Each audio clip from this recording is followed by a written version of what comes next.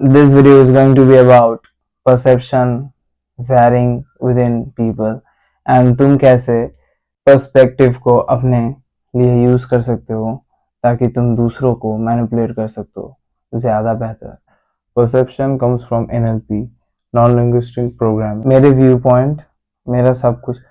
So there are three types of position that we're gonna talk about. Primary positions. First position is बहुत ज़्यादा ही natural position पर बहुत ज़्यादा limited position भी.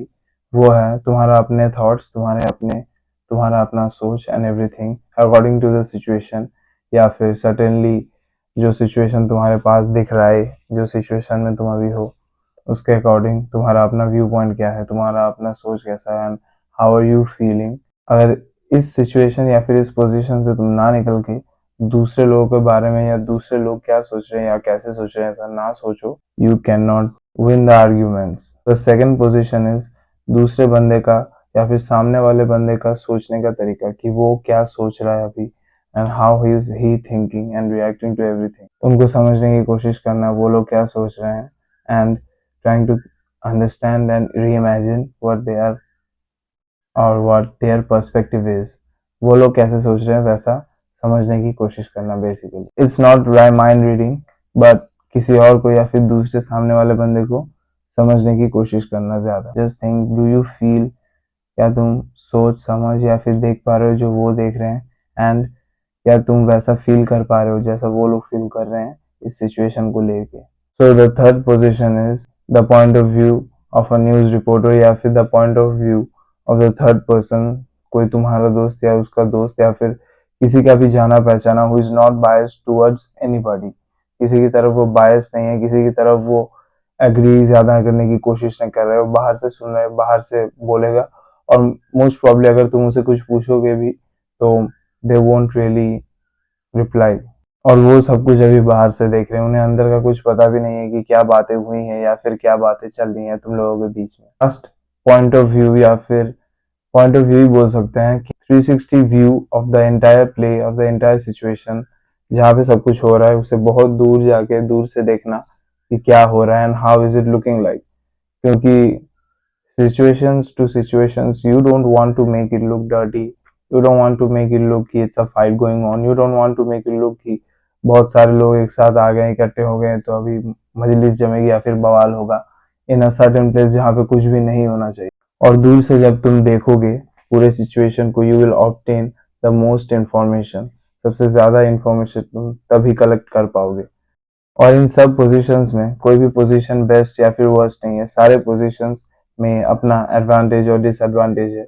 और the guy who is try to win the argument or the guy who is trying to win in the situation, उसे हर एक परसेप्शन और हर एक इंसान के सोच को थोड़ा भी हो समझना पड़ेगा, वरना he won't be able to do it as much as someone जो ये सब कुछ कर पा रहा है. वो बंदा सब कुछ देख रहा है, सारे परसेप्शंस में स्विच कर पा रहा है और सबके साथ बातें करके सबके सोच में थोड़ा बहुत घुस पा रहा है एंड वो हर एक साइड से कर्व बॉल मार पा रहा है. That's the real. अगर तुम पहले पोजीशन में ज्यादा देर तक रहे तो फिर तुम ज्यादा नार्सिसिस्टिक, ज्यादा ईगोइस्टिक, अपने अपने आप को विक्टिम ज्यादा, मतलब अपने साथ जो हुआ है या फिर तुम्हें कोई ब्लेम कर रहा है समथिंग लाइक दिस, तुम अपने आप को ही विक्टिम समझने लगोगे और उसके अंदर ही बैठे रहोगे and you will have a narcissism towards it कि हाँ भाई मैं ही सही हूँ, मैं ही सही हूँ, मैं ही, मेरे साथ गलत हो रहा है एंड लाइक दैट. कोई क्रिएटिव सॉल्यूशन नहीं आएगा, कोई अच्छा सॉल्यूशन नहीं आएगा जो तुम्हें आगे जाके हेल्प करेगा इस सिचुएशन को लेके.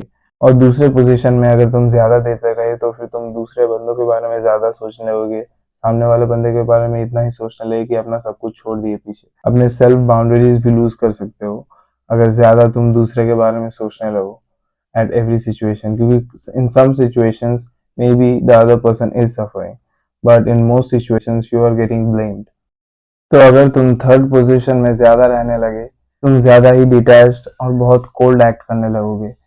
और अगर तुम ज्यादा कोल्ड एक्ट करने लगोगे then the situation will escalate to a negative point of view और दूसरे लोग भी तुम्हें नेगेटिव पर्सपेक्टिव से देखने लगेंगे.